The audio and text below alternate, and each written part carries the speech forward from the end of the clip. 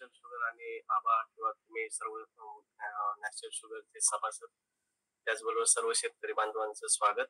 अ, उशीर बराचसा झालेला आहे. रेगे साहेबांनी बरेच आपल्याला टेक्निकल माहिती दिलेली, परंतु टेंटेटिव्ह जी माहिती रिपीट नाही होणार याची काळजी घेऊन मी काही डाटा शेअर करतोय. तर माझी स्क्रीन विजिबल असेल तर एकदा कन्फर्म करा. येस सर, येस सर, दिसत आहे सर. ओके. विजिबल आहे सर. येस, मी जे आहे फर्टिगेशन रिलेटेड किंवा टेक्निकली गोष्टींवरती थोडा भर देणार आहे. जसं रेगे साहेबांनी सांगितलं की बऱ्याचशा गोष्टी एवढ्या कमी कालावधीत कव्हर करणं शक्य नाही, परंतु मी टेक्निकल गोष्टी ऊस अन्नद्रव्य व्यवस्थापनाच्या बाबतीत कशा आपल्याला व्यवस्थापन करता येईल याच्यावरती आपण जो आहे तो भर देणार आहोत. साधारणतः यारा कंपनी मार्फत बरेच तुम्ही ओळखतात. जगातली पहिली कंपनी जिने रासायनिक खत तयार केलेलं होतं 1905 साली, आणि याराम जे आहेत मार्केटमध्ये बऱ्याचशा क्वालिटी प्रोडक्ट्स म्हणून ओळखली जाते. तर साधारणतः मी आता डायरेक्टली टेक्निकली पार्ट वरती येतो. तुमच्या एरियातल्या मी तुम्ही ज्या समस्या फोटोज मला दाखवले, माझी स्क्रीन तुम्हाला दिसत असेल तर झिंकच्या आणि फेरसच्या डिफिशियन्सी होत्या. त्याचबरोबर तुमच्याकडे टनेजच्या किंवा शुगर कंटेंटचा एक तुम्ही इश्यू मांडता. जर्मिनेशनच्या बाबतीत मागे पुढे होत असेल किंवा लेस फुटवे किंवा आपण जे म्हणतो फुटवे निघत नसेल किंवा एक अन्नद्रव्याचं इम्बॅलन्स न्यूट्रिशन तुमच्याकडे आहे, या काही गोष्टी आहेत, किंवा कॅल्शियम किंवा जिप्सम किंवा तुमच्याकडे बरेचसे सल्फरचा आपला बराचसा मीटिंग मध्ये आतापर्यंत उल्लेख झालेला आहे, या गोष्टींचा वापर कसा असेल, किंवा कांडींचा अंतर वाढत नसेल किंवा कांडीची जाडी वाढत नसेल, या सगळ्या आपल्याकडचे जे काही हायपर लोकल इश्यू आहेत त्याच्यावरती आपण एक टेक्निकली डिस्कशन करणार आहे. प्रथमतः जे आहेत आतापर्यंत जेवढा पण तुम्ही माहिती ऐकली याच्यामध्ये 4 गोष्टींवरती बराचसा फोकस होता रेगे साहेबांचा, की एक राईट न्यूट्रिएंट म्हणजे योग्य स्टेजला कोणतंही अन्नद्रव्य आपल्याला केलं पाहिजे. एक त्याचा योग्य वेळ असते, राईट टायमिंग आपण त्याला म्हणतो, त्या वेळेतच तो घटक त्या पिकाला गेला पाहिजे. एक योग्य प्रमाण पण पाहिजे आणि देण्याचा एक राईट सोर्स पण पाहिजे. म्हणजे जसं बरेचसे खतांचा इथे उल्लेख झाला, एक राईट सोर्स पण पाहिजे. आता या तिन्ही चारींचा ज्यावेळेस आपण विचार करतो ऊस पिकामध्ये, एक गोष्ट नेहमी लक्षात ठेवा, तुमच्या एरियामध्ये 3 प्रकारे खताचं व्यवस्थापन तुम्ही ऊस पिकाला करताय आजच्या कंडिशनला. एक म्हणजे सॉइल ऍप्लिकेशन, जसं बेसल डोसेज जमिनीवर खतं टाकताय. दुसरी पद्धत आहे तुम्ही आता उल्लेख केला की ड्रिपची शेती आहे आणि ड्रिप वरती पण तुमच्याकडनं बरेचसे खतं जात आहे.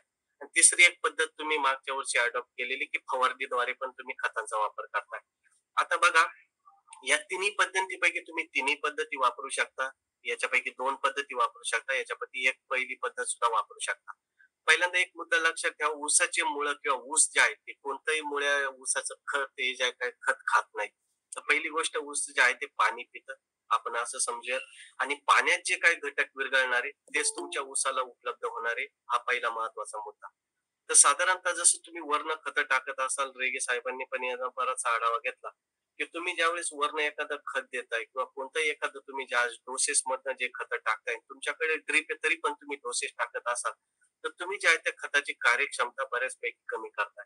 म्हणजे एक खत जर तुम्ही डोस वरनं टाकत असाल तर त्याची कार्यक्षमता 30 ते 40%, तेच खत तुम्ही पाण्यात विरघळून समजा ड्रीपद्वारे देत असाल किंवा फर्टिगेशन किंवा ड्रेंचिंगद्वारे देत असाल तर त्याची कार्यक्षमता 70 ते 80%, आणि तेच खत साधारणतः तुम्ही पाण्यात विरघळवून झाडावरती फवारणी करत असाल तर त्याची कार्यक्षमता 90 ते 95%. पण या तिन्ही पद्धतींमध्ये खर्च हा सगळ्यात महत्वाचा आज गोष्ट आहे. म्हणजे प्रत्येक वेळा फवारणीद्वारे सगळ्यात जास्त कार्यक्षमता आहे, पण आपण प्रत्येक घटक हा फवारणीद्वारे देऊन झाडाची गरज भागू शकत नाही. डोस मध्ये सगळ्यात जास्त परवडणारी पद्धत आहे आपल्याला देणं, परंतु जे आहे त्याच्यामध्ये कार्यक्षमता कमी करतोय. तर जेवढं आपल्याला ड्रीपद्वारे खतं देणं शक्य आहे, जे पण खतं मार्केटमधून आज तुम्ही देताय त्याचा जो तुम्ही ड्रीपद्वारे व्यवस्थित सोल्युशन बनवून म्हणजे व्यवस्थित पाणी बनवून, आणि ते तुम्ही जर झाडाच्या स्टेजनुसार गरजेनुसार जर तुम्ही झाडाला देत असाल तर नक्कीच तुम्ही कमी खर्चामध्ये झाडाला कोणत्या स्टेजला कोणता घटक पाहिजे ते करून तुम्ही झाडाला एक बॅलन्स न्यूट्रिशन आज देऊ शकता. तर याच अनुषंगाने मी तुम्हाला काही टेक्निकली गोष्टी सांगतो.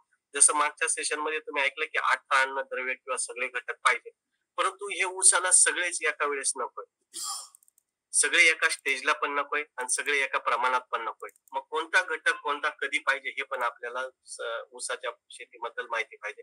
साधारणतः इथे तुमच्या ऑर्गॅनिक खतांबद्दल पण बरीचशी चर्चा झाली. त्याच्यामध्ये 3 घटक, ऑर्गॅनिक, कार्बन किंवा ऑक्सिजन किंवा हायड्रोजन, जवळजवळ 96% हे 3 घटक पाहिजे. राहिलेल्या 4% बाकीचे सगळे घटक पाहिजे होते, तुमचे एनपीके, कॅल्शियम, मॅग्नेशियम, सल्फर, त्याचबरोबर मायक्रोन्यूट्रिएंट. परंतु आज बरीचशी चर्चा झाल्यानंतर आपल्याला एक मुद्दा महत्वाचा, मी एकच उदाहरण तुम्हाला समजावून सांगतो. जसं आपल्याकडे नत्र द्यायचं म्हटेल तर आपल्याकडे युरिया आहे. परंतु झाडाचं खाद्य काही युरिया नाही. म्हणजे तुम्ही शेतीमध्ये जो काही युरिया टाकताय ते काही झाडाचं खाद्य नाही डायरेक्ट. तर युरिया तुमचा पाण्यात विरघळणार, त्याचा अमाईड तयार होणार, अमाईडचा अमोनियम तयार होणार, अमोनियमचं नायट्रेट तयार होणार आणि झाड नत्र जे आहे ते नायट्रेट स्वरूपात उचलणार आहे. आज ऊस पीक जे आहे तुमचं थोडंफार अमोनियम स्वरूपात नत्र उचलेल, परंतु मॅक्झिमम नत्र जे आहेत 90-95% नत्र झाडाला जे पाहिजे ऊसाला ते नायट्रेट स्वरूपात उचलणार आहे. सांगायचा मुद्दा असा की मी या स्लाइड मध्ये दाखवतोय हे सगळे घटक आहेत, पण हा फॉर्म हा शब्द जिथे लिहिलेला आहे हा सगळ्यात महत्वाचा घटक आज शेतकऱ्यांना माहिती पाहिजे. जे मार्केटमधून तुम्ही खतं घेऊन येताय ते कोणत्या स्वरूपात आहेत, ते पिकाला डायरेक्ट उपलब्ध होतात की जमिनीत त्याचं रूपांतर होऊन ते झाडाला उपलब्ध होतात हे पण माहिती पाहिजे. जर आपल्याकडे जर डायरेक्ट उपलब्ध होणारी मार्केटमध्ये खतं आहेत तर त्याचं प्रमाण कसं पाहिजे, किती पाहिजे याचं पण आपल्याला वापर जो आहे त्या अनुषंगाने केला पाहिजे. जसं मी एक वाक्य वापरलं की सगळेच घटक तुम्हाला एका वेळेस नकोय. मग बऱ्याच वेळा आपल्याकडनं चुका अशाच होतात की ज्यावेळेस आपण डोसेस घेतो 3-3, 4-4, 5-5 खतं डोसेस मध्ये एकत्र करून टाकतो त्यावेळेस मॅक्झिमम खतांचं जे आहे जे एकत्र चालत नाही त्या घटकांचं फिक्सेशन होतं. म्हणून आपण याच्यामुळे थोड्या 2-4 गोष्टींवरती टेक्निकल गोष्टींवरती चर्चा करणार आहे. पहिली गोष्ट जे पण तुमचं खत झाडाला लागणार आहे किंवा कोणत्या अन्नद्रव्य जे लागणार आहे ते दोन गोष्टींमार्फत आपटेक होणार. पहिली गोष्ट मुळांमार्फत आणि दुसरं पानांमार्फत. तर जे तुम्ही मुळांमध्ये पाण्यामध्ये जे विरघळणार ते मुळ्यांद्वारे झाडामध्ये जाणार आणि तुम्ही फवारणी करता तर त्याच्यामधनं पण पानाद्वारे जाणार. दुसरी गोष्ट झाड जे आहे तुमचं कोणताही घटक हा ऑर्गॅनिक स्वरूपात आपटेक करत नाही. पहिली गोष्ट झाडाला जे पण अन्नद्रव्य पाहिजे ते सगळे जे आहेत इनऑर्गॅनिक किंवा मिनरल जे स्वरूप दाखवलेलं आहे याच स्वरूपामध्ये तुमचे घटक कन्वर्जन होणार. तुमचे जीवाणू त्या झाडांना त्या घटकांना तुमचे कन्वर्जन करणार आणि मग तुमच्या पिकाला जे आहे ते उपलब्ध होणार. जसं युरिया तुम्ही टाकला डोस मध्ये युरिया टाकला तर युरिया काही झाडाला लगेच उपलब्ध होणार नाही. म्हणजे तुमचे युरियाचं नायट्रेट मध्ये रूपांतर करणारे बॅक्टेरिया आहे त्याला कन्वर्जन करण्यासाठी साधारणतः 7 ते 8 दिवस लागणार. त्याबरोबर पाण्यामध्ये जर युरिया टाकला तर तो पाण्यावर पण वाहून जाणार, लिच आउट होणार किंवा त्याचे लॉसेस पण जास्त आहेत. जसं आपण युरियाचं किंवा नत्राचं उदाहरण घेऊन जसं समजत आहे तसं प्रत्येक घटकाच्या बाबतीमध्ये. त्याच्यामुळे आपल्याला जो आहे एक समजा आता तुमच्याकडे नत्राची कमतरता जाणवते किंवा फॉस्फरसची कमतरता जाणवते आणि तुम्ही पोटॅश वाढवला आजच्या स्टेजला जी तुमच्या स्टेजवरती येणार आहे मी पुढे त्यावेळेस तर कोणताही घटक दुसऱ्या घटकाला रिप्लेस करू शकत नाही. म्हणजे तुम्ही जर तुमचं झाड पोट्याची कमतरता दाखवताय आणि तुम्ही फॉस्फरस वाढवत बसले तर बऱ्याच तुमच्या उत्पन्नात वाढ होणार नाही, कांड्यामध्ये वाढ होणार नाही किंवा जे काही तुमच्या जाडी आहे ऊसाची किंवा गोडवा आहे किंवा शुगर कंटेंट आहे या प्रत्येक गोष्टीच्या त्याच्यामध्ये वाढणार नाही. तर कोणताही घटक जो आहे दुसऱ्या घटकाला रिप्लेस करू शकत नाही. आणि सगळ्यात महत्वाचा मुद्दा याच्यामध्ये कोणताही एक घटक चुकून जास्त झाला आतापर्यंत आपल्याकडे बऱ्याच वेळेस खत व्यवस्थापन होते ते चुकीचंच होत आहे. एक मुद्दा नेहमी लक्षात ठेवा कोणताही एक घटक चुकून जास्त झाला गरज नसताना जमिनीमध्ये पडला गेला तर दुसऱ्याचा आपटेक होऊन देत नाही. जसं की चुकून आपल्याकडनं पोटॅश जास्त झालं तर बऱ्याच वेळा कॅल्शियम मॅग्नेशियम याचा आपटेक होत नाही. बऱ्याच वेळा आपल्याकडनं फॉस्फरस जास्त झाला तर फेरस त्याचबरोबर मॅग्नीज त्याचबरोबर कॉपर कॅल्शियम झिंक या घटकांचा आपटेक होत नाही. बऱ्याच वेळा आपल्याकडनं चुकून अमोनियम नत्र जास्त झाला अमोनियम जास्त झाला तर त्याचा पण परिणाम जो आहे तो मॅग्नेशियम किंवा कॅल्शियम अशा प्रत्येक घटकांवरती जो आहे तो आपटेक जो आहे झाडाकडनं होत नाही. मग आपल्याला बॅलन्स न्यूट्रिशन कसं करायचं हा एक सगळ्यात महत्वाचा मुद्दा आहे. आपण त्याच्याकडे जाऊया. साधारणतः हा स्क्रीनवरती एक चार्ट जो तुम्हाला दिसत असेल तर साधारणतः 1 टन ऊस तयार करायचा आहे आपण आपल्या एरियामध्ये. जसं रेगे साहेबांनी सांगितलं की मातीच्या परीक्षणानुसार प्रत्येक शेतकऱ्यासाठी शेड्यूल वेगळं त्याचं जमिनीत काय घटक आहेत ते वेगवेगळे. तर सांगायचा मुद्दा असा की साधारणतः 1 टन ऊस तयार करायचा आहे आणि आपण जर 60-70 टनाचा ऍव्हरेज घेऊन एक टार्गेट घेऊन चाललेलो आहे तर साधारणतः आपल्याकडे 2.5 ते 3 किलो पोट्याची गरज आहे. जेवढं पोटॅश जात आहे साधारणतः 1.5 किलो नत्राची गरज आहे. जेवढं नायट्रोजन जात आहे त्याच्या निम्म कॅल्शियम मॅग्नेशियमची गरज आहे. फॉस्फरस पण तितकाच गरजेचं आहे. आणि आपल्या शेड्यूल मधनं जितका पण बडीमार होतोय जे पण बेसल डोसेस करत असाल तुम्ही खत ड्रिपने देत असाल तुमचा सगळ्यात महत्वाचा फोकस जो आहे तो फक्त पोटॅश किंवा फॉस्फरस किंवा नत्र या एनपीके वरती आहे.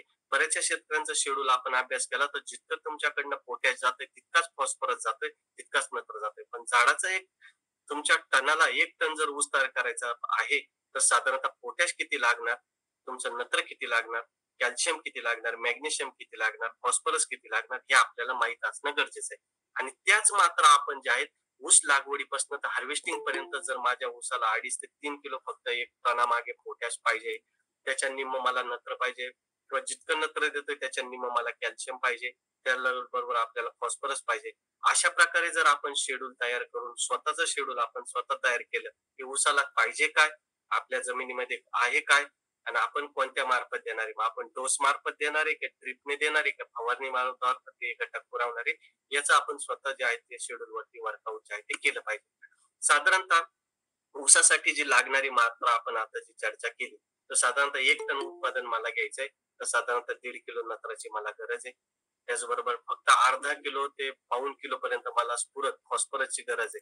आणि आपल्याकडे फॉस्फरस इतका म्हणजे तुमच्या शेड्यूल मी कॅल्क्युलेट केलं तर 3 ते 4 किलो पर्यंतचा फॉस्फरस हा गरज नसताना जातोय. आणि म्हणजे आवश्यकता सांगायचा मुद्दा असा की जमिनीमध्ये तो देऊन त्याचा आपण पुरेपूर अपटेक होऊ देत नाहीये, त्याच्यामुळे आपल्याला इतका जास्त द्यावा लागतोय. तर इतक्या कमी मात्रामध्ये पण आपण जर ड्रिपद्वारे किंवा फर्टिगेशनद्वारे किंवा काय गोष्टींची काळजी घेतली पाहिजे की कमीत कमी मात्रेमध्ये आपण हे घटक झाडाला आपण उपलब्ध करून देणार आहे. त्याचबरोबर आपल्याला साधारण पालाश जे पोटॅश आहे ते 2 किलो पर्यंत पाहिजे.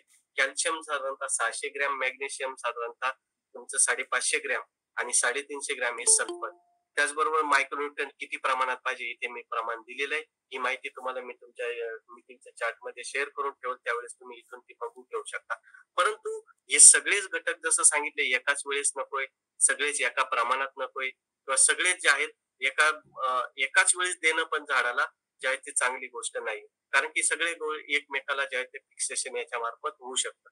तर आपण साधारणतः टेक्निकली जे तुमच्या एरियातला आपण जमिनीचा चार्ट बघितला, तर पीएच हा सगळ्यात महत्वाचा विभाग आहे. जसं सांगितलं की इतके पण खत देतात पण त्याचा आपल्याला आपटेक का होत नाही किंवा देण्याची मात्रा आहे ती आपल्याला कमी असताना सुद्धा आपण त्याचा आपटेक कसा इन्क्रीज करू शकतो, वाढू शकतो. तर सगळ्यात महत्वाचं आपल्याला जमिनीच्या पीएच वरती काम बघणं गरजेचं आहे. साधारणतः 6.5 ते 7.5च्या पीएच रेंज मध्ये तुमच्या जमिनीमधून तुम्ही जे पण काही घटक देत असा ते सगळे पिकाला उपलब्ध होऊ शकतात. कोणत्याही कंपनीचं खत असू द्या, कोणत्याही मार्फत असू द्या, परंतु त्याला एक आयडियल पीएच ची गरज आहे. पण तुमचा पीएच जर 7.5 ते 8च्या पुढे गेलेला असेल तर त्या जमिनीमध्ये प्रामुख्याने फॉस्फरस आणि त्याचबरोबर तुमचं जे आहे सूक्ष्म अन्नद्रव्ये ह्या गोष्टी तुमच्या आपटेक होऊ शकत नाही. तुम्ही देत जरी असाल तरी त्या पिकाला आपटेक किंवा उपलब्ध होत नाही. आणि मग आपल्याला 2 गोष्टींची काळजी घेणं गरजेचं आहे. एक तर नॅचरल आपला जो जमिनीचा पीएच आहे तो पण आपण इथे कमी करायचा आहे. तो कसा कमी करायचा, तुम्ही कसे खत वापरताय त्याच्यावरती पण मी तुम्हाला थोडी माहिती देईन. त्याचबरोबर आपल्याला जर आयडियल ह्या पीएच रेंज माझा पीएच जर फक्त मी जमिनीचा कमी केला तर माझ्या जमिनीत असणारे घटक सुद्धा ते मला पूर्णपणे चांगल्या प्रकारे उपलब्ध होतील. तर आपल्याला सगळ्यात जास्त आजच्या कंडिशनला तुम्ही जे पण फोटो सुरुवातीला दाखवले तर त्याच्यामध्ये फॉस्फरस त्याचबरोबर सूक्ष्म अन्नद्रव्यांच्या कमतरता ह्या ज्या सगळ्यात जास्त होत्या. आणि सगळ्यात महत्वाच्या 2 गोष्टी की पीएच जास्त झालेला आहे तर तो आपल्याला कमी करणे किंवा जास्त पीएच इथं असेल तर अशा जमिनीमध्ये जिथे चुनखडी जमिनीचा उल्लेख झाला, जिथे क्षारपड जमिनीचा उल्लेख झाला, अशा जमिनीमध्ये खताचं नियोजन कसं करायचं याच्यावरती आपण 2-3 गोष्टी आता टेक्निकली बघणार आहोत. साधारणतः बरेचसे लोक जे आहेत ड्रिपची खतं, आता मला विषय जो दिलेला आज होता की ड्रिप मार्फत खतांचं एक नियोजन. तर आज बरेचसे गोष्ट लोक जे आहेत ड्रिप मधून जी खतं वापरतायत, तर ही ड्रिपची जी पद्धत जी मी तुम्हाला सांगितली ती अतिशय कमी खर्च, कारण की झाड जे आहे तुम्ही डोसने खत द्या नाहीतर तुम्ही ड्रिपने टाका. सगळ्यात महत्वाचं जे काही पाण्यात विरघळणार तेच झाडाला उपटवणार. तुम्ही कोणत्याही कंपनीचे खत आणा, ते माती ऍड करा, डोस मध्ये टाका, ते पाण्यात विरघळणं सगळ्यात महत्वाचं आहे. ते पाणी तुमच्या मुळाने उचलून घेणं सगळ्यात महत्वाचं आहे. तर आपण ज्यावेळेस न्यूट्रिशनचं सोल्युशन म्हणून किंवा ड्रिपने जी खतं वापरतोय, आज तुमच्या भागामध्ये बरेचसे खतांचा वापर कसा करायचा ड्रिपने हेच माहित नाही. आणि याच्यावरती जे आहेत आपण खताचा खर्च जो आहे वाढवत चाललेला आहे. 2 गोष्टींची नेहमी काळजी घ्या. ड्रिप मध्ये जे आहेत आपण प्रामुख्याने एकाच टँक मधून जी खतं सोडत असतो, तर प्रामुख्याने आपल्याला कॅल्शियम युक्त जी पण खतं असतील त्याच्यामध्ये फॉस्फेट युक्त खतं किंवा सल्फर युक्त या खतांचा वापर नाही करायचा आहे. मी तुम्हाला पुढे खतांचं शेड्यूल समजावून सांगेल त्यावेळेस लक्षात येईल. परंतु सगळ्यात महत्वाचा प्रॉब्लेम आपल्या जमिनीमध्ये फक्त पीएच वाढल्यामुळे बऱ्याच वेळा आपला जो फॉस्फरस जो आहे तो कॅल्शियमला जमिनीमध्ये पीएच म्हणजे 6च्या पुढे गेलेला असेल तर कॅल्शियमला फॉस्फेट फिक्स होतो. आणि आपण जे पण वर्ण खतं टाकताय, तुम्ही जे बर खतं जे देताय, माती ऍड करताय, तुमच्या जमिनीमध्ये जो सगळ्यात महत्वाचा मुद्दा आहे, चुनखडी जमीन असेल किंवा सगळ्या कॅल्शियम फॉस्फेट जे आहे याचं फिक्सेशन होतं आणि फॉस्फरस जो आहे तो पिकाला इथे उपलब्ध होत नाही. मग 2 गोष्टींवरती आता फक्त फोकस द्यायचा आहे. तर जो पीएच वाढलेला आहे तो कसा कमी करायचा आणि ड्रिपने किंवा न्यूट्रिशन सोल्युशन आपण एखाद्या खताचं सोल्युशन बनवून ते पिकाला आपल्याला कसं द्यायचंय. ही स्क्रीन जर तुम्हाला दिसत असेल तर या स्क्रीनवरनं तुम्हाला एक अंदाज घ्या की समजा इथे तुमचं जमिनीची खोली 40 सेंटीमीटर असं समजा. इथे तुमचं ड्रिपचं पाणी पडतंय. समजा जमीन मुरमाडी असेल तर पाणी खोलवर जाईल, जमीन काळवट असेल तर पाणी आपल्या आपण म्हणतो की आडवं पसरेल. साधारणतः आपण इथे समजू की 15 ते 20 सेंटीमीटर मध्ये तुमच्या ज्या आहेत जवळजवळ 70 ते 80% जे आहेत 15 सेंटीमीटरच्या आतच तुमच्या ऊसाच्या मुळे ज्या काही अन्नद्रव्य अपटेक करणाऱ्या आहेत. बाकीचं जे मेन मूळ आहे जे तुमचं खोलवर जात असेल ते झाडाला सपोर्ट देण्यासाठी. तर साधारणतः आपण असं म्हणू की जेवढा ड्रिपच्या क्षेत्राने जेवढा एरिया ओला होतो त्याला म्हणायचं वॉटर बल्ब. आणि याच्यामध्ये मार्केटमध्ये जे पण तुम्ही खत वापरता ही सगळी खत आहेत. थोडक्यात मी ओळख करून देतो. हे नायट्रेट, हे अमोनियम, हा देता तुम्ही हा फॉस्फरस, हे पोटॅश, पालाश, हे कॅल्शियम, सल्फर, क्लोराईड किंवा सूक्ष्म अन्नद्रव्यांचा मी तुम्हाला चार्ट दाखवेल. सगळ्यात महत्वाची गोष्ट आपल्याकडनं काय होते की डोसेस मध्ये आपण सगळे खत आणून एकत्र टाकतोय. पण बरेचसे खत जे आहेत एकत्र केल्यानंतरच एकमेकाला फिट होऊन जातात आणि झाडाला ते अपटेक होत नाही. त्याच्यामुळे जे आहेत बेसल डोस किंवा आपण भर खत जे वरून टाकतोय याच्यामधून काय गेलं पाहिजे किंवा काय नाही गेलं पाहिजे हे आपल्याला बरंच माहिती पाहिजे. आणि जो मी मागचा चार्ट दाखवला मी तुम्हाला चार्ट बॉक्स मध्ये टाकून ठेवल. त्याच्यामध्ये क्लिअरली मेन्शन केलंय की कोणते खत एकत्र चालत नाही आणि कोणते एकत्र पाण्यामार्फत पण दिले नाही पाहिजे. आता साधारणतः तुम्ही ड्रिपचं तुमच्या ऊसाकडे हे करत असाल आणि तुम्ही एनपीके खत देताय, कॅल्शियम खत देताय, मॅग्नेशियम वालं खत देताय, सल्फर वालं खत देताय, बरेचसे खत तुम्ही देताय. एनपीके द्यायचं असेल तर तुमच्याकडे 1261 19 19 052 34 0050 किंवा बरेचसे लोक जे आहेत कंपन्यांचं वेगवेगळं एनपीके येतं ते तुम्ही ड्रिप मार्फत देतात. कॅल्शियम द्यायचं असेल तर तुम्ही कॅल्शियम नायट्रेटचा वापर तुमच्या एरियामध्ये करताय किंवा मॅग्नेशियम द्यायचं असेल तर मॅग्नेशियम सल्फेटचा तुम्ही वापर करताय. एक रोटेशन तुमच्या एरियामध्ये लक्षात ठेवा की साधारणतः तुम्ही पहिल्यांदा खतं जर ड्रिपने देत असाल तर सगळे एकत्र करून द्यायचे नाहीत. कारण की बऱ्याच वेळा जे आहेत खतं एकमेकाला फिक्स होऊन जातात. तर तुम्ही कॅल्शियम नायट्रेट युक्त खताचा वापर करत असाल तर शक्यतो हे खत तुम्ही जमिनीमध्ये नेहमी सेपरेट सोडलं पाहिजे. याच्याबरोबर तुम्ही थोडंसं बोरान घेऊ शकता. एकरी साधारणतः तुम्ही वन टाइम देत असाल तर हे खत 12 दिवसातनं 15 दिवसातनं एकदाच दिलं पाहिजे. आणि देताना साधारणतः 7 ते 8 किलोचं तुम्ही एकरी प्रमाण ठेवलं पाहिजे. आणि याच्यामध्ये 200 ते 300 ग्राम बोरान घेऊ शकता. कॅल्शियम नायट्रेट या खतामध्ये दुसरा कोणताही घटक हा मिक्स करायचा नाही. त्यानंतर तुम्ही वॉटर सोल्युबल खतांमध्ये एनपीके खत मार्फत जात असाल तर कॅल्शियम नायट्रेट एक खत सोडल्यानंतर मग दुसरं खत तुम्हाला एनपीके सोडायचंय. एनपीके मध्ये मग तुमचं जे पण काही खत शेड्यूल मध्ये तुमच्या येणार आहे ते एनपीके खत त्याला म्हणू. मग तुमच्या याच्यामध्ये तुम्ही काही लोक 10-26-26 पाणी करून सोडत असाल, ट्रिपने 12-32-16 पाणी करून सोडत असाल, डीएपी सोडत असाल, 19-19 052 34 12-61 13-045 0050 12-11 18 11-40 11 जे पण खत काही एनपीके आपण त्याला म्हणू ते तुम्ही जे आहेत 2 नंबरला वापरायचे आणि 3 नंबरला तुम्हाला मॅग्नेशियम वाल्या खताचा वापर करायचा आहे. जर हे रोटेशन जरी तुम्ही व्यवस्थित तुमच्या जमिनीमध्ये ठेवलं तरी तुम्ही खतांचं फिक्सेशन जे आहे टाळू शकाल. एक छोटंसं उदाहरण तुम्हाला समजावून सांगतो. समजा तुम्ही जे आहेत ड्रिपने खत द्यायला सुरुवात केली आणि बरेचसे लोक जे आहेत बघा आता जसं इथे उल्लेख झाला की म्हणजे आपलं फॉस्फेट युक्त खत किंवा खत कसे एकत्र नाही केली पाहिजे. तर समजा उदाहरण तुम्ही सुरुवातीला 12-61 एक खत सोडून दिलं किंवा आज तुमची जी स्टेज आहे ऊसाची कांडी पकडलेली आहे तिथे तुम्ही 052-34 वापर करताय. बरेच लोक आता 0050 वापरणार आहेत. तर समजा तुम्ही सुरुवातीला 052-34 सोडला आणि नंतर कॅल्शियम नायट्रेट सोडलं तर काय होईल, पहिल्या लेअर मध्येच हा फॉस्फरस राहील. फॉस्फरसची जे आहेत मोबिलिटी जमिनीमध्ये हालचाल फार कमी होते. त्याच्यामुळे याचा अपटेक पण फार कमी होतो. जसं सुरुवातीला आबांनी एक उल्लेख केला होता की पारीने खत दिली पाहिजे किंवा काय, तर त्याच्या मागचा उद्देशच हा होता की हे खत जे आहेत ज्या खतामध्ये फॉस्फरस आहे त्याची जमिनीमध्ये हालचाल होत नाही म्हणून माती आड गेलं पाहिजे किंवा पारीने ते मुळाच्या कक्षेत डायरेक्ट गेलं पाहिजे. जेणेकरून मुळाच्या कक्षेत जर तुमच्या पूर्ण मुळाच्या कक्षा इथपर्यंत आहे आणि खत जे आहे ते वरती राहिलं तर ते अपटेक होणार नाही, झाडाला उपलब्ध होणार नाही. आणि जर तुम्ही सुरुवातीला समजा 052-34 म्हणजे फॉस्फरस आणि पोटॅश ज्या खतात हे खत तुम्ही सोडलं आणि नंतर कॅल्शियम नायट्रेट सोडलं तर काय होईल, पहिल्या लेअर मध्ये हा फॉस्फरस पडून राहील आणि दुसऱ्या लेअर मध्ये तुम्ही कॅल्शियम सोडला तर कॅल्शियम आणि फॉस्फरस एकत्र होऊन कॅल्शियम फॉस्फेट तयार होईल. म्हणून फक्त खत कशी कशी द्यायची एवढं एकदा लक्षात घ्या. एवढं जरी तुम्ही तुमच्याकडे सुधरवलं तर अतिशय कमी खर्चामध्ये तुम्ही खताचं नियोजन करू शकणार आहे. म्हणून लक्षात ठेवा, रोटेशन मध्ये पहिल्यांदा नेहमी कॅल्शियम द्या, दुसऱ्यांदा एनपीके द्या आणि तिसऱ्यांदा मॅग्नेशियम द्या. तुमच्या एरियामध्ये बरेच लोक मॅग्नेशियम सल्फेट सुद्धा एनपीके सोबत एकत्र करून देतात, पण जमिनीचा पीएच जर 6च्या पुढे गेलेला असेल तर या खतांचं मिक्सेशन शक्यतो टाळावं. फॉस्फरस युक्त खतं तुम्ही जेवढी पण देताय, डीएपी 10-26 डोसेस मधनं घेत असाल किंवा ट्रिप मधून 12-61-052 किंवा इतर खतं वापरत असाल तर याच्यामध्ये शक्यतो मायक्रोन्युट्रिएंटचा वापर टाळावा.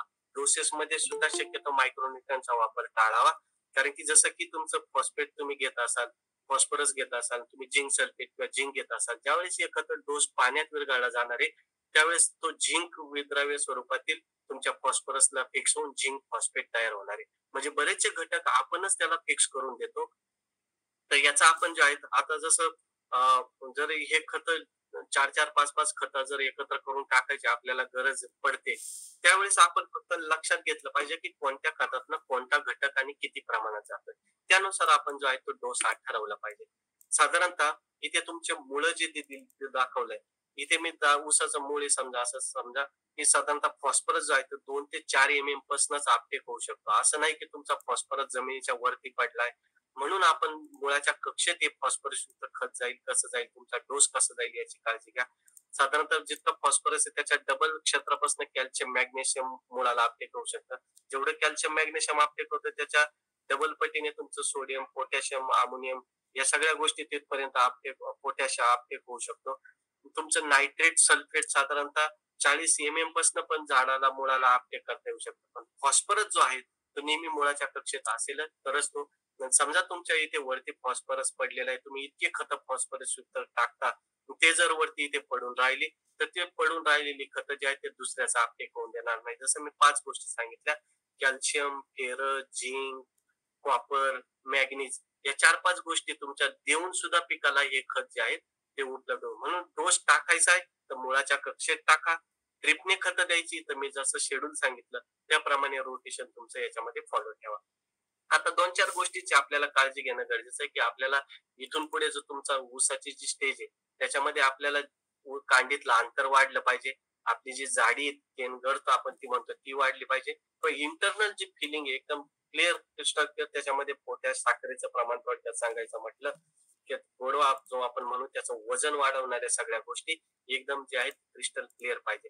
तर त्या गोष्टी वाढवण्यासाठी कोणकोणते घटक आता इथून पुढे आपल्याला पुरवणं गरजेचं आहे.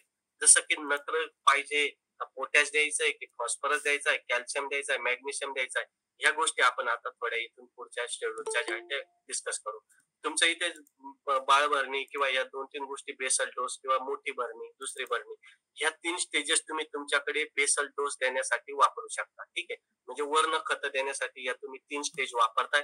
आज तुमच्याकडे या मोठ्या भरणीचा का या स्टेजचा तुमच्याकडे आता विचार चालू आहे. 4-5 कांड्यांवरचा ऊसाच्या पुढचा जी स्टेज आहे याला तुम्ही जर डोसेस करताय, जो तुम्ही इथे खत वापरत होता किंवा जे प्रमाण वापरत होता ते इथे नकोय, जे इथे नकोय ते इथेच पाहिजे का तर नकोय.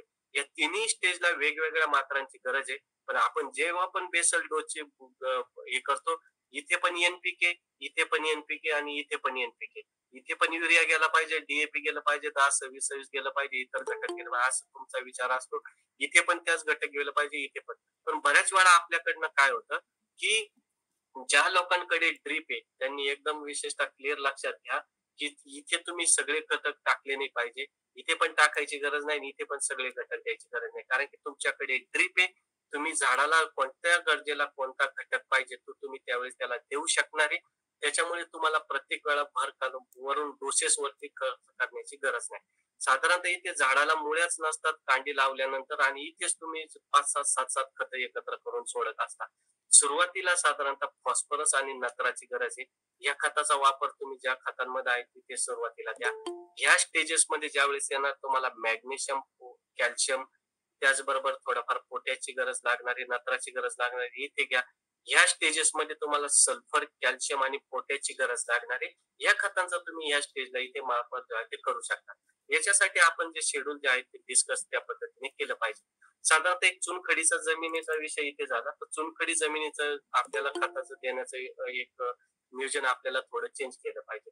जसं आता आपण म्हणतो चुनखडी जमिनीमध्ये आपण बघितलं का तिथे म्हणतो की त्या जमिनीमध्ये कॅल्शियम पुरेशा प्रमाणात.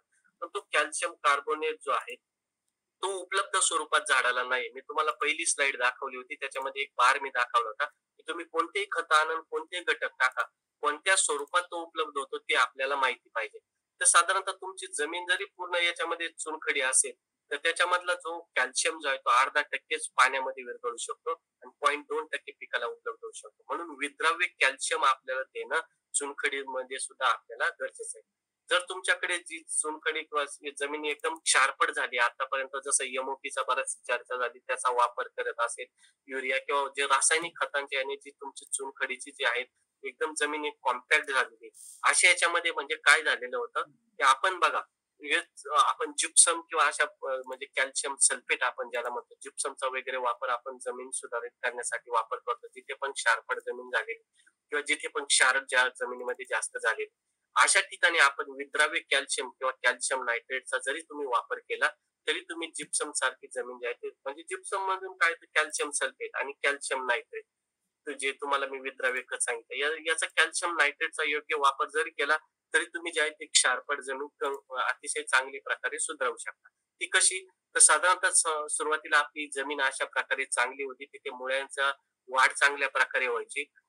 तिथे जो मातीचा जो कण आहे त्याला हे कॅल्शियमचे आपले जे घटक आहेत त्याला अणू आपण म्हणू तो चिकटलेला होता. सगळे घटक त्याच्यामध्ये बॅलन्स प्रमाणात होते आणि झाडाला उपलब्ध होत होते.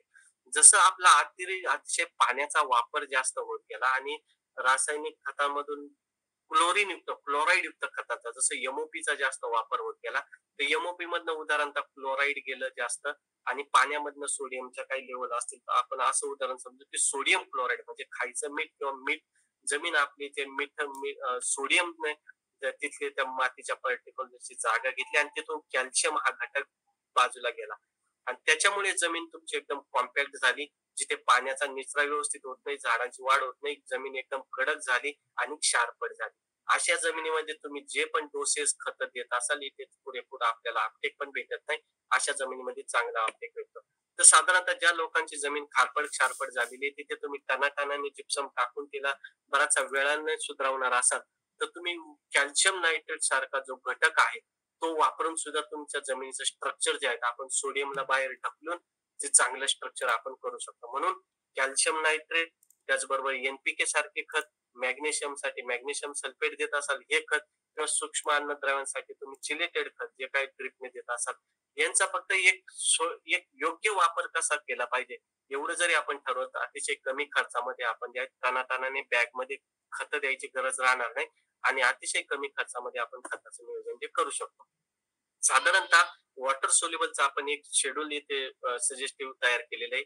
याच्यामध्ये मार्फत जे आहे ते 35 ते 40,000 रुपयापर्यंत या एकरी याचे आपण खर्च या शेड्यूलचा पूर्णपणे जाऊ शकतो. याच्यामध्ये डोसेस मध्ये काय टाकायचं, डीएपी कधी टाकायचं, पोटॅश कधी द्यायचंय, त्याचबरोबर कॅल्शियम नायट्रेट कधी चालू करायचंय, 0050 ड्रिपने कधी द्यायचंय, या सगळ्या गोष्टी आपण इथे दिलेल्या आहे. याच्यामध्ये तुम्ही बघाल तर एक बॅलन्स न्यूट्रिशन म्हणजे ऊसाला कोणत्या स्टेजला काय पाहिजे, किती प्रमाणात पाहिजे, हे सगळ्या गोष्टी इथे मॅच केलेल्या आहे आणि आपण ज्या ज्या एरियामध्ये आपण या बॅलन्स न्यूट्रिशन वरती आपण जे काम केलेलं आहे याच्यानुसार साधारणतः आपण जे आहेत उत्पादनामध्ये 15 ते 20% वाढ करू शकलेले. जे आज तुम्ही टनेज घेत असाल 60-70 15 ते 20% फक्त खतांचा योग्य वापर कोणत्या स्टेजला कोणता घटक गेला पाहिजे हे आहे. तर ज्या लोकांना ड्रीप आहे त्यांच्यासाठी हे पूर्ण शेड्यूल आहे. ड्रीपने कोणता घटक कधी द्यायचा आहे मी हे शेड्यूल तुम्हाला चार्ट मध्ये इथे टाकून देईन.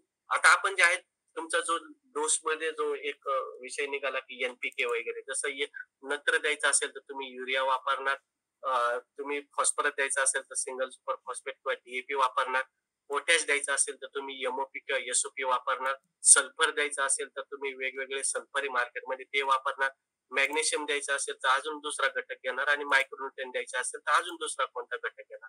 एवढे 5-7 प्रकारचे खत ज्यावेळेस तुम्ही एकत्र करणार तर त्याचा इम्बॅलन्स इथे होणार. तर 11 मिला हे जे खत आहे एकरी साधारणतः तुम्ही 50 किलो जरी घेतलं तर त्याच्यातून डायरेक्ट विद्राव्य स्वरूपात पिकाला अपटेक होणाऱ्या स्वरूपात सगळे 9चे 9 घटक तुम्हाला पिकाला वन टाइम उपलब्ध होणार आहे. प्रिल टेक्नॉलॉजी प्रत्येक दाण्यामध्ये हे 9 घटक आहे. जसं तुम्ही 7-8 खतं ज्यावेळेस 4-4, 5-5 खतं एकत्र करता, तर कधी युरिया लवकर विरघळलं तर नत्र, फॉस्फरस लेट विरघळणार, पोटॅश कधी विरघळतंय.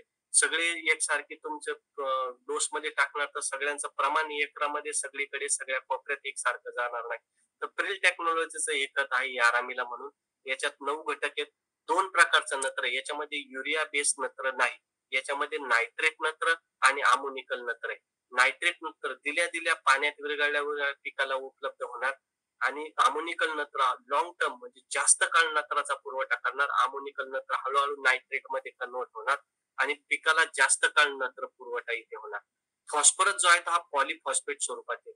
याच्यातला फॉस्फरस जो आहे तो कोणत्याही खताला फिक्स होणार नाही, कारण की फॉस्फरस जो आहे आपण वापरतोय वॉटर सोल्युबल खत असतील किंवा तुमचे डीएपी सारखे खत असतील, त्याच्यामध्ये आपला अर्थ फॉस्फेट स्वरूपात जातो बऱ्याच वेळा आणि झाड पण त्याच स्वरूपात अपटेक करतं. परंतु आर्थो म्हणजे सिंगल आणि ते बऱ्याचशा इतर 5 जे घटक मी तुम्हाला सांगितले त्याला पण फिक्सेशनचं काम हा करत असतो.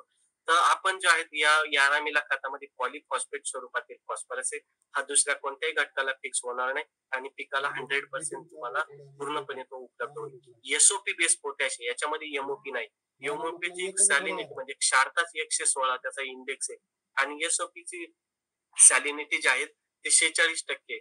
तर आपण नेहमी जिथे जिथे शेतकरी एमओपी वापरताना त्याचं प्रमाण कमी करून आपण एसओपी कडे जर वळालो तर आपली जमीन चांगली राहील, पिकाला चांगल्या प्रकारात पोटॅश पण भेटेल आणि अतिशय कमी एसओपीचा वापर. तुम्ही एमओपीच्या 3-4 बॅगा जिथे वापरताय तिथे एसओपीची 1-2 बॅग जरी तुम्ही वापरली तरी त्या पद्धतीने तुम्हाला पिकाला चांगला रिस्पॉन्स भेटणार. त्याचबरोबर तुमचं सल्फर पण तिथे जाणार आहे. तर ह्या खतामध्ये रेडी एसओपी स्वरूपातील पोटॅश, याच्यामध्ये एमओपी नाही. याच्यामध्ये 8% तुमचं सल्फर पण आहे, मॅग्नेशियम आहे आणि इतर मायक्रोन्यूट्रिएंट सुद्धा आहे. त्याच्यामुळे बाकीच्या गोष्टी याच्यामधून मिक्स करण्याची गरज नाही. 50 किलोचं जर तुम्ही यारामीला घेतलं आणि त्याचबरोबर जे आहेत तुम्ही नायट्राबोर, जे मी कॅल्शियम आणि देण्यासाठी जे तुम्हाला कॅल्शियम नायट्रेटचा वापर करत होतो, तर याराचं कोटिंग टेक्नॉलॉजीचं जे आहे ते नायट्राबोर आहे. हे 25 किलो जर एकरी घेतलं आणि 50 किलो यारामीला तर वन टाइम तुम्ही पिकाला 10 घटक करू शकता अतिशय कमी खर्चात आणि सगळं रेडी अपटेक स्वरूपात. याच्यामध्ये जे आहेत जवळजवळ 17% जे आपलं कॅल्शियम आहे. बरेचशा लोकांनी एक तुमच्याकडे एरियामध्ये मला जसं इथे विषय देणं आला त्यापूर्वी एक एक छोटीशी माहिती सांगतो की तुमच्या मार्केटमध्ये बरेचसे खतं ऑक्साईड बेस म्हणून एक फेक मार्केटिंग चालू आहे. एक मुद्दा लक्षात घ्या, ऑक्साईड ही कोणत्याच कंपनीची टेक्नॉलॉजी नाही. ऑक्साईड हा घटक पण नाही. तरी तुम्ही म्हणाल की मग लोक कंपनीवाले मार्केटिंगवाले हे ऑक्साईड खत म्हणून काय विकतात. तर सगळ्यात महत्वाचा मुद्दा लक्षात घ्या, तुम्ही इंटरनेटवरती आता जरी टाकलं त्याच्यामध्ये बघा इलेमेंट टू ऑक्साईड कन्व्हर्जन तुम्हाला एक तक्ता भेटेल. तर जो मी पहिली स्लाइड दाखवली ती ऍग्रिकल्चरची बेसिक स्लाइड आहे. दुसरा जो कॉलम होता त्याच्यामध्ये तर तो कोणतंही खत तुमचं पाण्याचा फॉर्म्युला H2 आहे. पाण्यात विरघळल्यानंतर सगळेच खत ऑक्साईडच होणार आहे. त्याच्यामुळे ऑक्साईड बेस खत वगैरे. आता एक कॅल्शियम नायट्रेटचं उदाहरण तुम्हाला तुमच्या मार्केटमधलं देतो. कॅल्शियम नायट्रेटची तुम्ही सगळ्या शेतकऱ्यांनी बॅग बघितलेली असेल. त्या कॅल्शियम नायट्रेटच्या बॅगमध्ये 18.8% कॅल्शियम आणि 15.5% नायट्रेट नत्र आहे. तर कोणत्याही कॅल्शियमला तुम्ही 1.4 ने गुणाकार केला तर त्याचं रूपांतर कॅल्शियम ऑक्साईड मध्ये होतं. जसं एक उदाहरण मी तुम्हाला समजावून सांगतो की 1 किलोग्रॅम आणि 1000 ग्रॅम याच्यात काही फरक नाही. पण सांगायचं जसं माझं एकच बदललं की मी तुम्हाला किलोग्रॅम सांगेल किंवा ग्रॅम सांगेल. तसं ऑक्साईड ही कोणत्याच कंपनीची टेक्नॉलॉजी नाही. ऑक्साईड ही इलिमेंट जेवढे पण खत आहे त्याचं कन्व्हर्जन आहे. तर कॅल्शियम नायट्रेट मध्ये जसं 18.8% कॅल्शियम आहे त्याला मी जर 1.4 ने गुणाकार केला तर 26% माझं कॅल्शियम त्या बॅग मध्ये होणार आहे. उद्या मी कॅल्शियम नायट्रेटच्या बॅग मध्ये 26% कॅल्शियम ऑक्साईड जरी लिहून आणलं तर त्याच्यामध्ये 26% कॅल्शियम नाहीये. त्याच्यामुळे हे फेक मार्केटिंग मार्केटमध्ये चालू आहे आणि बरेचसे लोक जे आहेत ऑक्साईड बेस खत याच्या नावाखाली ड्रिपचे खत जास्त पैसे देऊन आणताय. त्याच कंपन्या तीच तुमची कॅल्शियम नायट्रेटची 1000-1200 रुपयाची बॅग तुम्हाला 4000 रुपयाला विकली जाते. फक्त हेच सांगून की ऑक्साईड. ऑक्साईड ही कोणत्याही कंपनीची टेक्नॉलॉजी नाही. ऑक्साईड हा घटक सुद्धा नाहीये. ऑक्साईड एक कन्व्हर्जन आहे, एक एकक आहे, हे आपल्याला माहित असणं गरजेचं आहे. मी तुम्हाला पूर्ण ज्यावेळेस तुमचं मला एक सेपरेट ज्यावेळेस तुम्ही मला वेळ देणार त्यावेळेस मी तुम्हाला टेक्निकली या गोष्टी त्यावेळेस सगळ्या समजावून सांगा. तर तुम्ही सांगायचा मुद्दा असा की हे नायट्राबोर आणि यारामीला हे 2 घटक जरी तुम्ही एकत्र करून आजच्या डोसेसला घेतलं वन टाइम तुम्ही 10 घटकांचा डायरेक्ट रेडी स्वरूपात पिकाला जो आहे ते उपलब्ध याच्यात करणे. आणि ड्रीप साठी हे रेगा म्हणून एक खत आहे. तर तुम्हाला जे आहेत आता 12-0-23 याचा तुम्हाला 50 किलो वापर करायचा. आतापासून इथून ऊस आता ज्या तुमच्या 4-5 कांड्यावरती तर तुटून जाईपर्यंत फक्त 50 किलो याचा वापर द्यायचा आहे तुम्हाला ड्रीपने. सगळे वॉटर सोल्युबल तुमच्या मार्केटमध्ये जे आहेत त्याच्यापेक्षा 30 ते 40% या खताची किंमत कमी आहे. याच्यामध्ये टोटल 8 घटक आहे जे स्क्रीनवरती दाखवले. याच्यामध्ये 2 प्रकारचं नत्र आहे, नायट्रेट, नायट्रोजन, अमोनिकल. याच्यामध्ये युरिया नाही. हे लगेच पिकाला लागू होणार आणि तुमच्या जमिनीचा पीएच पण कमी करणार. फॉस्फेट याच्यामध्ये 4% आहे. पोटॅश तुमचं एसओपी बेस 25%, सल्फर तुमचं 27% आणि त्याचबरोबर तुमचं क्लोराईड लेस दॅन 2%, मॅग्नेशियम, झिंक, बोरॉन असे टोटल 8 घटक याच्यामध्ये आहे. 50 किलोचा आपल्याला इथून ऊस तुटून जाईपर्यंत वापर करायचा आहे. आणि शेड्यूल मध्ये मी ऍडिशनली एक 25 किलोची 0050 ची बॅग दिलेली, त्याचा वापर केला इथून पुढे तरी आपल्याला गरजेनुसार एकरी वापरताना साधारणतः 3 ते 4 किलो जेव्हा जेव्हा तुम्ही आठवड्यातनं किंवा 2 आठवड्यातनं इथून पुढे पाणी देणार आहात त्यावेळेस तुम्ही याचा वापर जो आहे तो करू शकता. साधारणतः तुम्ही इथे बघाल की तुम्ही 19 बरेचसे लोक इथे या स्टेजेस मध्ये आता इथून पुढे 13-0-45 वगैरे वापरणार आहे. तर त्याच्याऐवजी तुम्ही 11-12-0-23 म्हणून वापरू शकता. 13-0-45 मधनं तुमचे 2 घटक जातील. तुमचं नायट्रेट नत्र तुमचं 13% आणि पोटॅश तुमचं 45% समजा जाणार आहे. तर हे 2 घटक इथे जाणार आहे. परंतु हे खत आपलं नायट्रेट बेस जर खत जास्त सोडत आलो तर त्याचा पीएच पण जमिनीचा वॉटर लेवलचा वाढत जाणार आहे. त्याचबरोबर तुम्ही 0050 वापरत असाल आता फक्त तर याच्यामधनं पण 2 घटक जाणार आहे. पण त्याच ठिकाणी तुम्ही रेगा जर वापरलं तर आपल्याला साधारणतः याच्यामधनं 8 घटक जातील आणि सगळे घटक रेडी स्वरूपात पिकाला उपलब्ध स्वरूपामध्ये इथे जाणार आहेत. एकमेकांना हे घटक फिक्स होणार नाही. याच्यानुसार पिकाला हे तुम्हाला उपलब्ध होत राहतील. आणि फवारणीचा पण एक विषय होता की झिंक, बोरॉनची कमतरता असेल तर तुम्ही झिंट्रॅकची फवारणी घेऊ शकता. अर्धा ते 1 ml ने ते झिंट्रॅक जे आहे ती याराविटा झिंट्रॅक. झिंकची कमतरता दिसत असेल तर त्याची तुम्ही ड्रोनद्वारे फवारणी घेऊ शकता. बोरट्रॅकची तुम्ही बोरॉनची कमतरता असेल तर घेऊ शकता. सगळ्यात महत्वाचा मुद्दा एक सेनिफॉस, फॉस्फरसची कमतरता दिसते, जांभळट कलरचे तुम्हाला पानं दिसणार आहे किंवा इथे तर सेनिफॉस जे आहे तुमचं जे आहे हे लिक्विड याच्यामध्ये 22% जो आहे तो फॉस्फरस याच्यामध्ये आपण दिलेला आहे. याचं साधारणतः 2 ते 3 मिली प्रति लिटरच्या हिशोबाने तुम्ही फवारणी याच्यामध्ये घेऊ शकता. साधारणतः फवारणीचं शेड्यूल मी तुम्हाला चार्ट मध्ये इथे दाखवून देईल. परंतु जे आहे इथे तुम्हाला सेनिफॉस आणि जो जैविक ताण आहे झाडावरचा तो कमी करण्यासाठी तुम्ही सीवेड घेत असाल किंवा बायोट्रॅक तुम्ही किंवा एजी बूस्ट असे 2 मायक्रोन्युट्रंट तुमचं स्ट्रेस कमी करण्यासाठी एक बायोस्टिम्युलंट तुम्ही घेत असाल तर सेनिफॉस त्याच्यासोबत चालू शकतं. साधारणतः तुम्ही प्रतिपंपाच्या हिशोबाने 75 मिली सेनिफॉस आणि 30 ml तुम्ही बायोट्रॅक असं एकत्र करून हा स्प्रे घेतला तरी चालेल. तर आपल्याला जे आहे एक छोटे फक्त तुम्ही जे कमतरता दाखवणार होत्या त्याच मी तुम्हाला 1-2 मिनिटात दाखवतो आणि मग तुमच्या प्रश्न उत्तरांकडे जाऊयात आपण. साधारणतः इथे तुम्ही बघा की नत्राची कमतरता तुम्हाला पूर्णपणे पान जे आहे ते पिवळसर असं दिसणार किंवा तुमचं जे आहे ते 2 कांड्यांमधलं अंतर जे आहे ते वाढणार नाही. कधीतरी वाढलेलं दिसेल, कधीतरी कुठे 2 कांड्यांमधलं दिसणार. तर हे असं होत असेल तर एक आपल्याकडे जे आहे ते नत्राची कमतरता आहे. पानावरती जांभळट कलरच्या छटा तुमच्याकडे सारख्या जाणवत असतील तर ही फॉस्फरसची कमतरता आहे. अशा प्रकारे बघा फुटवे निघण्याच्या स्टेजला बऱ्याच वेळा पानं जे आहेत जांभळट पडलेली असतात. अशा वेळेस तुम्ही जे आहे सेनिफॉस वगैरेचा वापर करून स्प्रे मधनं सुद्धा ही कमतरता क्विकली जे आहे ते दूर करू शकतात. बऱ्याच वेळा जे आहेत पानाची जाडी होत नाही आणि त्याचबरोबर पिवळे पानं जे आहेत पुन्हा पिवळी पडायला सुरुवात होतात. ही जी आहेत ही पोटॅशची कमतरता आहे. ही चित्रामध्ये दाखवल्याप्रमाणे तुमच्या मधल्या शिऱ्यावरती काळे असतील किंवा या काळ्या शिरा पडून त्याचबरोबर पान जे आहेत कडेने पिवळसर पडत चालत असेल तर ही पोटॅशच्या कमतरतेचं लक्षण आहे.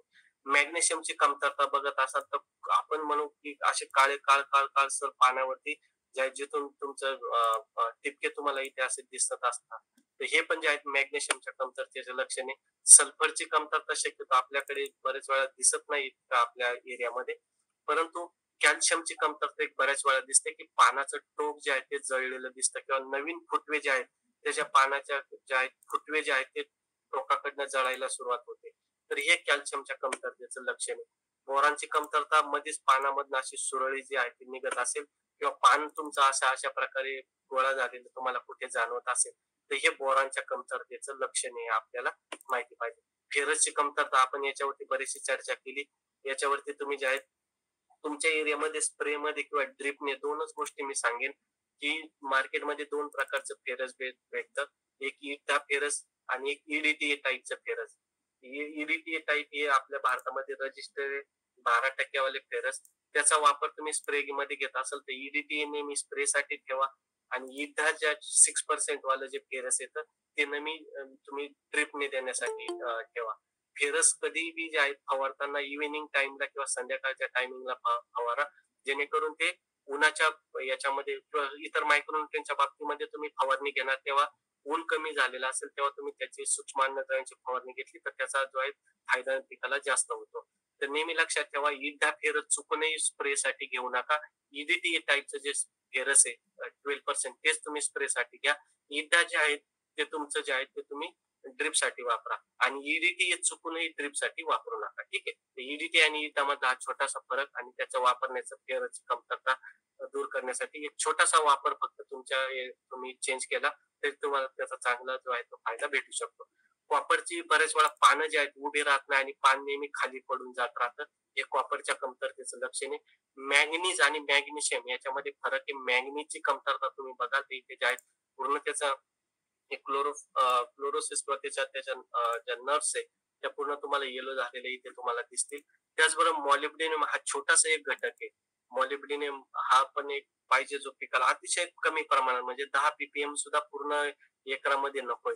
एवढा इतक्या कमी प्रमाणात लागणारा हा घटक पण त्याची कमतरता जर पानावरती तुम्हाला असे स्पॉटेस मध्ये जे आहेत क्लोरोफिल कंटेंटचे म्हणजे असे स्पॉट दिसत असतील पिवळ्या कलरचे जिथे क्लोरोफिल व्यवस्थित तुमचं होत नाही अशा ठिकाणी जे आहे ती मॉलिब्डेनमची कमतरता आहे असं आपण जाणवायचं. झिंकची कमतरता मध्ये शिर तुमची साईडने असं मध्येच एखादं पान आपल्या ऊसामध्ये दिसतं. हे झिंकच्या कमतरतेचं लक्षण आहे आपल्याला माहिती पाहिजे. बरेच वेळा लालसर छटा अशा पानावरती दिसतात. हे जे आहेत आपल्याकडे झिंकच्या कमतरतेचं लक्षण हे आपल्या लक्षात आलं पाहिजे. तर माझ्याकडनं एवढंच आहे. जर माझे तुमच्या शुगर फॅक्टरी किंवा आयोजकांना एक विनंती राहील की मला तुम्ही सेपरेट जर पुन्हा एकदा अर्धा ते पाऊण तासाचा वेळ दिला तर मी साधारणतः पूर्ण ऊस शेतीचा माझ्याकडे मी या अनुषंगाने या कंपनीत काम करते तर पूर्ण भारतभर फिरत असतो आणि माझ्याकडे पूर्ण वेगवेगळ्या शेतकऱ्यांचा वेगवेगळ्या इन्स्टिट्यूशनचा वेगवेगळ्या रिसर्च डाटा आहे आणि त्यानुसार ड्रीप किंवा खताचं व्यवस्थापन किंवा काय काय गोष्टी लागवडीपासून हार्वेस्टिंग पर्यंत इंटरकल्चर प्रॅक्टिसेस असतील पूर्ण पान काढण्यापासून तर त्याचं तुम्ही जे आहे पानाचा तुम्ही तो चुराडा करून त्याच्यामध्ये ठेवताय तर त्यावेळेस तुमचं खोडव्याला कसं खत टाकलं पाहिजे किंवा खोडव्याला काय शेड्यूल केलं पाहिजे लागणीला काय शेड्यूल केलं पाहिजे याच्यावरती आपण डिटेल चर्चा करू शकतो. आयोजकांना माझी विनंती राहील तुमच्या अवेलेबिलिटीनुसार तुम्ही जर मला पुन्हा एकदा अर्धा पाऊण तासाचा वेळ दिला तर मी त्या गोष्टींवरती पुन्हा एकदा चर्चा करेल. ठीक आहे. तर मी इथे